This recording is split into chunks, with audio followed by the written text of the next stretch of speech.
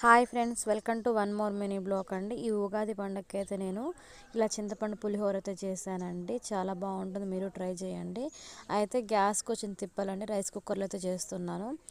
రెండు చిట్లు ఆయిల్ అయితే వేసుకోవాలండి. తర్వాత నువ్వులు ఒక స్పూను, ఆవాలు ఒక స్పూను, జీలకర్ర ఒక స్పూన్ అండి, పచ్చెనపప్పు, అలాగే మినపప్పు, పల్లీలు మొత్తం ఈక్వల్గా వేసుకొని ఫ్రై చేసుకోవాలండి. దాంట్లో పచ్చిమిర్చి, ఎండుమిర్చి, కరివేపాకు కూడా వేసుకోవాలి.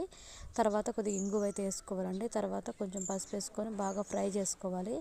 అయితే కొత్త చింతపండు అయితే తెచ్చాడండి మా డాడీ.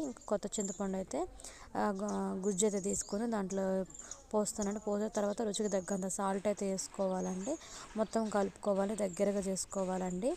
అలాగే మనం స్టోర్ చేసి పెట్టుకోవడానికి ఇలా పులిహోర గ్రేవీ ఎలా స్టోర్ చేసి పెట్టుకోవాలనేది నెక్స్ట్ వీడియో అయితే చేస్తానండి కంపల్సరీగా.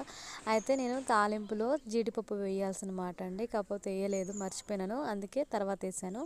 ఆ గ్రేవీ అంతా తీసేసి పక్కన పెట్టేసుకొని మళ్ళీ రైస్ పెట్టేసానండి. రైస్ కుక్కర్ కదా, అందుకని ఇలా 2 టైమ్స్ చేయాల్సి వచ్చింది. తర్వాత అన్నం మొత్తం వేడివేడిగా ఉన్న అన్నం మొత్తం కలిపేసుకొని ఉండలు లేకుండా ఎక్కడ మనం తీసి పెట్టుకున్న గ్రేవీ అయితే దాంట్లో వేసుకొని కలుపుకోవాలండి. అక్కడక్కడ నువ్వులు తగులుతూ చాలా టేస్టీగా సూపర్గా ఉందండి. అలాగే ఎలా మనం పులిహోర గ్రేవీ ఎలా నిల్వ చేసి పెట్టుకోవాలనేది కూడా నేను నెక్స్ట్ వీడియో అయితే చేస్తాను కంపల్సరీగా. కాకపోతే కొంచెం టైం పడుతుందండి, ఈ మధ్య హెల్త్ బాగాలేక చేయటం లేదు, ఎమ్మటెమ్మటే తర్వాత చేస్తాను. Thank you so much.